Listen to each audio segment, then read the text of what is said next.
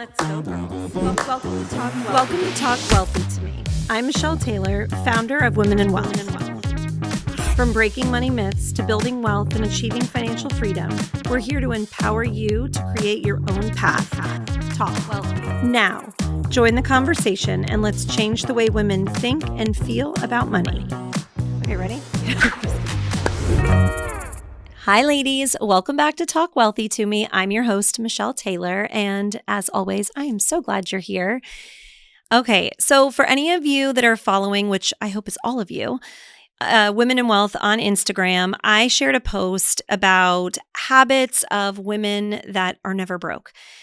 And I didn't think it would get the response that it did, but it went viral, which inspired me to have this conversation today, because obviously that was something that you guys really wanted to know the secret behind. And I'm here to tell you there is no secret.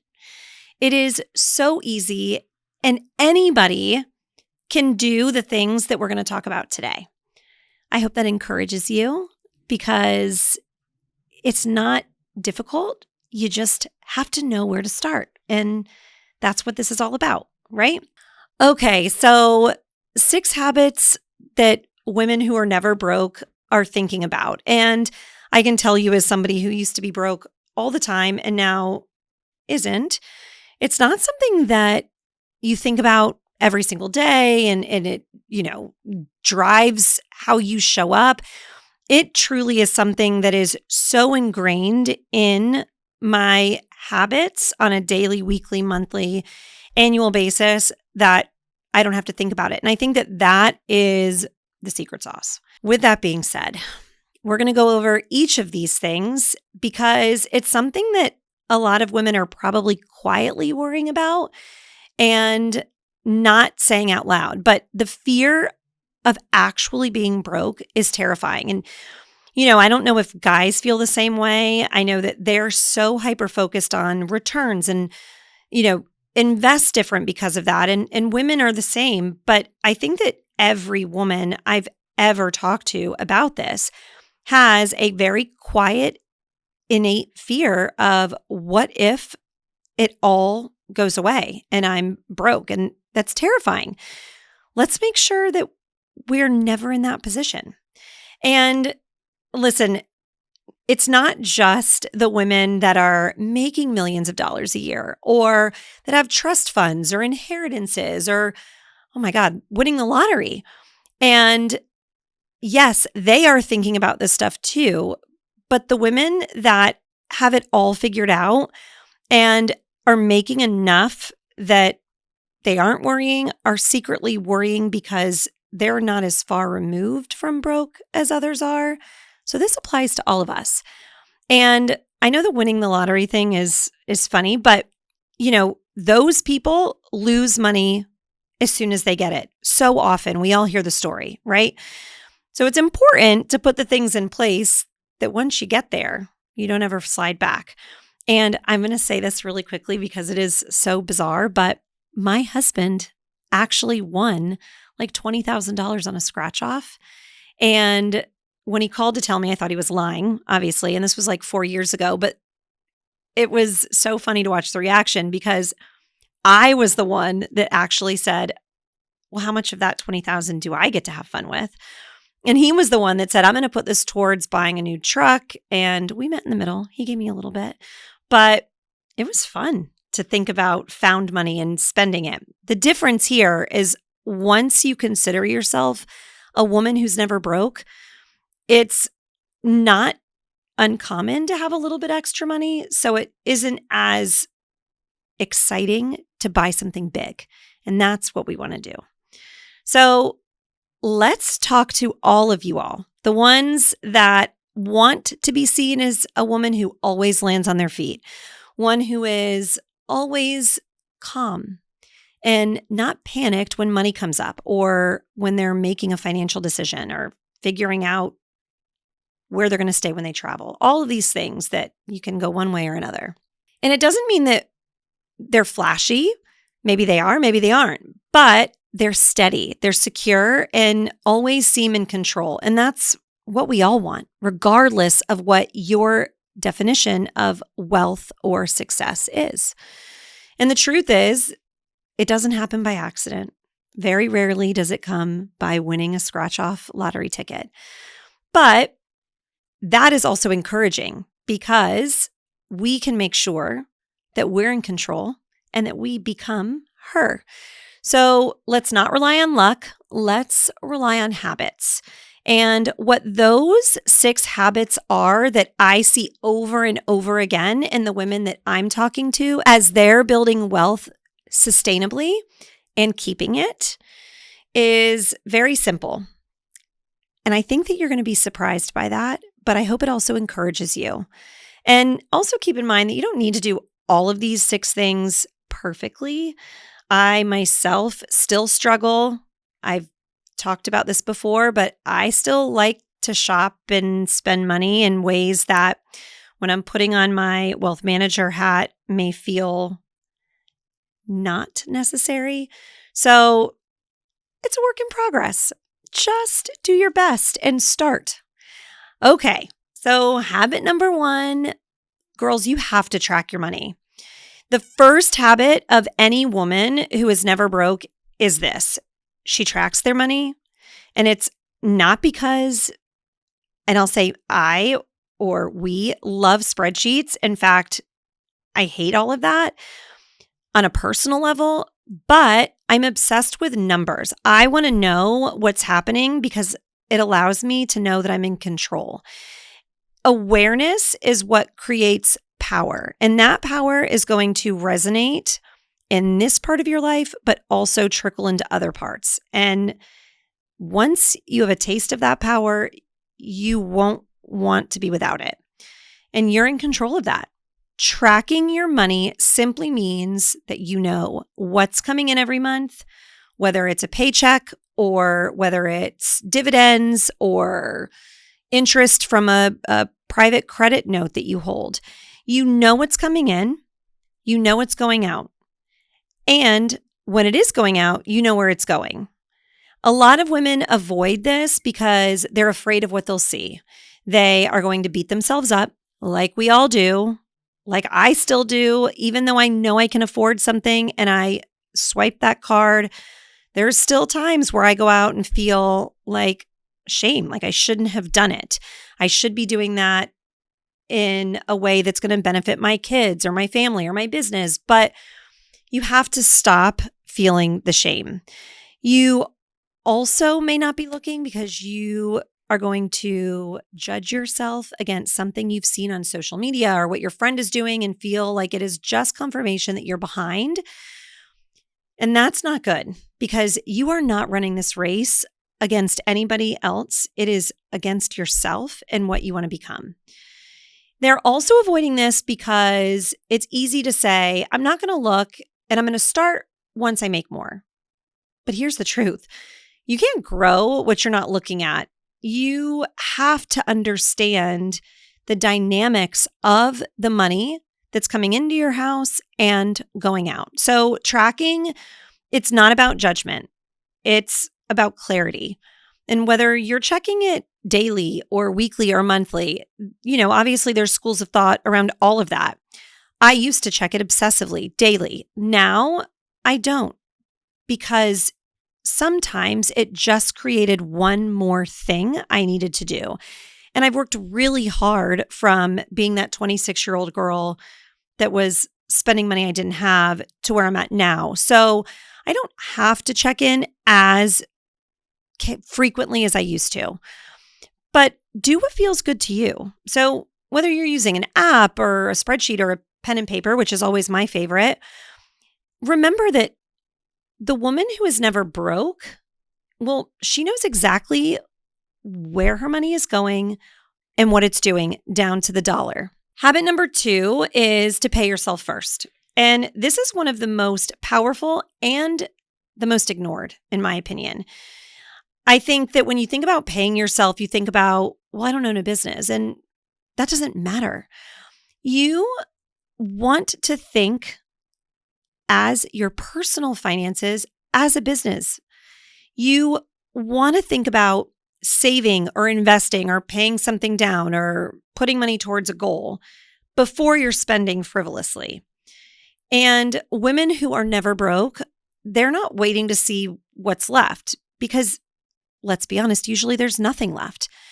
They're paying themselves first, and that means allocating money to today, tomorrow, and the future. You want to treat your savings like a non-negotiable bill. So every single month, if you know that you're getting a little piece of something that you can spend without the guilt or the judgment or feeling behind, that will make all of this so much more palatable and easy to stick to. Remember, you're building wealth on purpose, with purpose, and not by accident or a scratch-off lottery ticket. Even if it starts with 1% or a small automatic transfer that you're setting up, you have to prioritize yourself financially because nobody else is. I can promise you that. And for the girl that is broke and waking up in the middle of the night, she's desperate to get out of that position. So if you've already gotten out of that and never want to go back there, these are the things to do.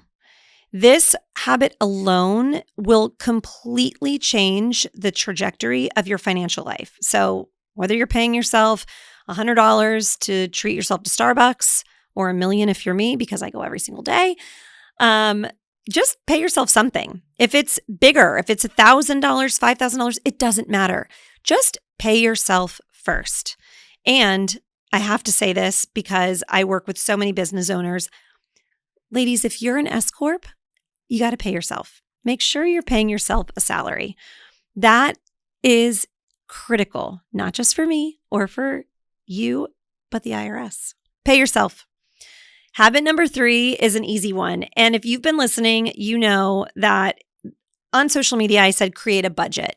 And if I'm being honest, I hate the word budget because it feels like something I want to run away from and icky and gross and restrictive and no fun.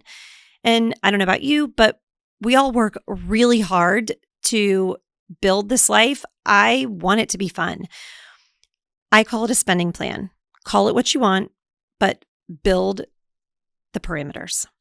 So this is one that is unavoidable. Women who are never broke all know what their spending plan or budget or whatever it is looks like. And don't think of it as a punishment or a restriction because it's not about depriving yourself. Like I said, you work hard, enjoy the fruits of your labor. As I've learned very recently with the passing of my dad, who worked his entire life to build wealth and was about to retire and sell his business, he didn't get to enjoy it in the way he wanted to. So don't forget that life is happening right now, not just in 50 years, but set the boundaries.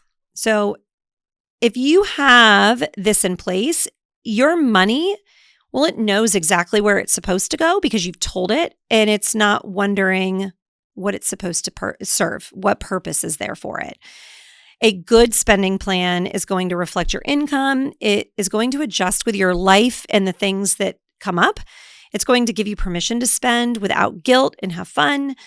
And ultimately, it is taking the guesswork out of all of this. Wealthy women don't guess. They plan, and a budget or spending plan isn't going to limit your life. It's just protecting the one that you're building, taking the emotion out of it.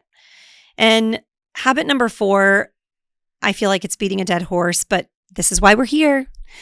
You have to start investing.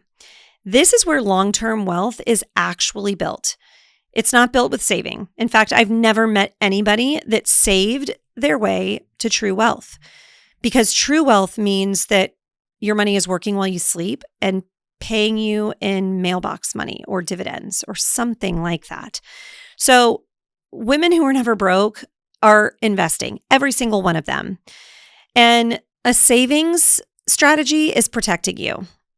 An investing strategy is what is growing you. And it's so easy to fall off track. For any of you that are listening that would consider themselves one of the women that are not broke already, I would challenge you to look at what you're investing and bump it up. You won't feel it, more than likely, but your future self will. So many women delay this because they think, I don't know enough. I don't know what to do next. Even the ones that have done this really well think, okay, I've got the diversified portfolio. I'm putting money there every month, but then what?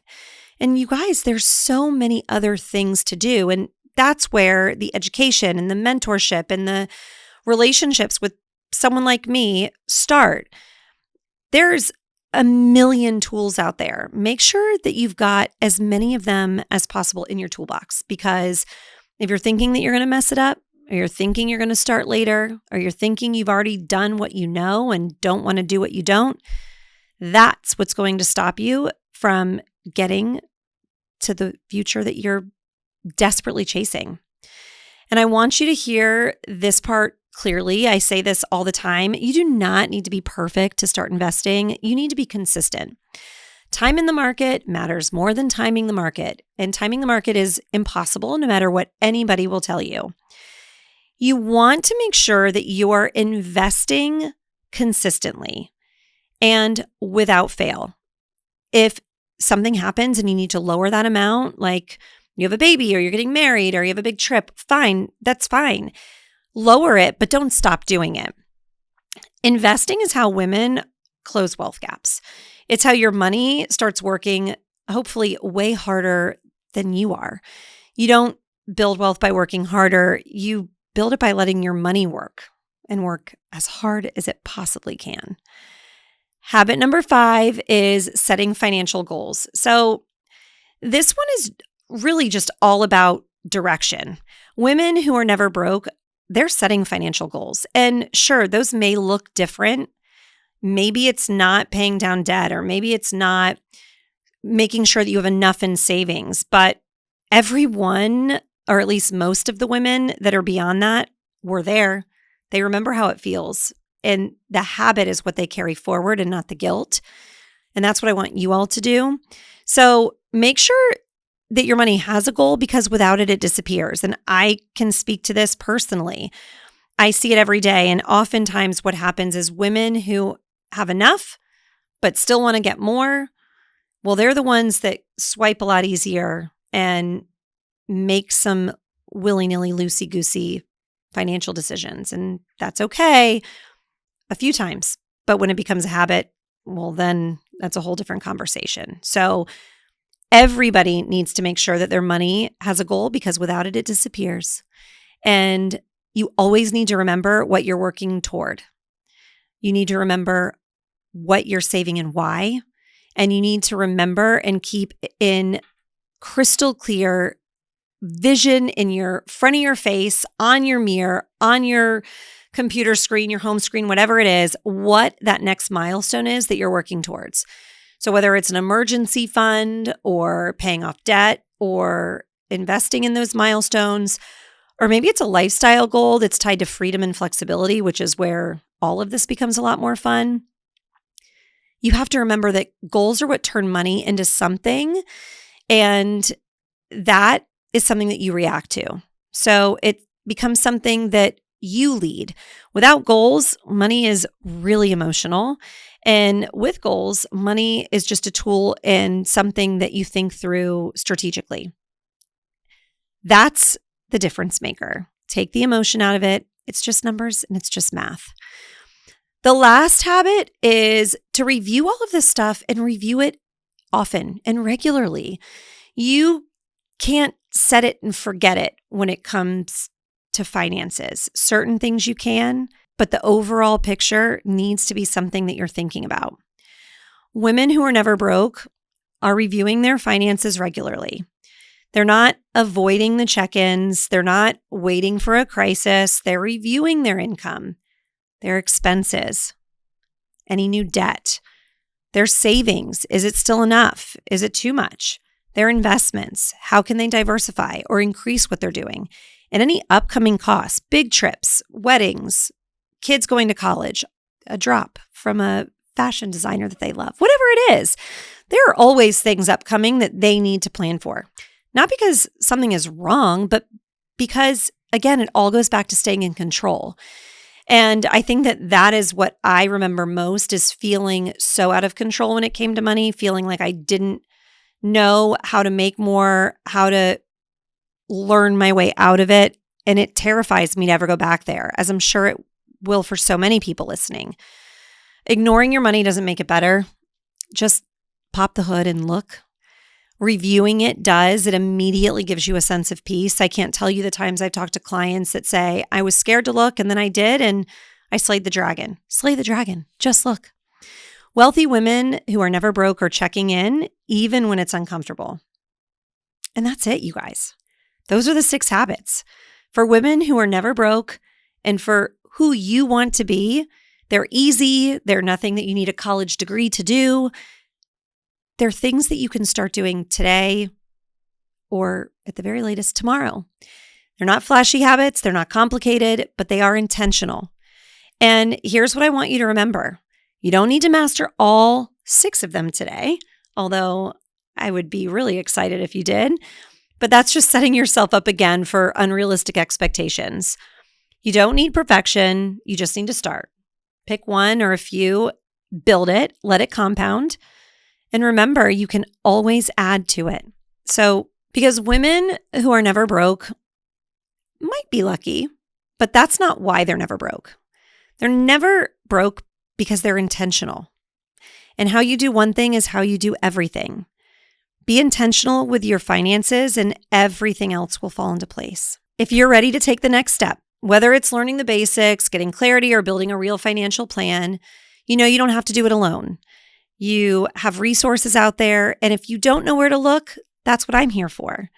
Women in Wealth as a community, of course, this podcast or any financial podcast that makes you feel like taking action, do more of that. Find the friends or the peers or the mentors who have done it before you and ask for 5 minutes to pick their brain. As always, thank you for being here. And I am so thankful that you spend a little bit of your week with me.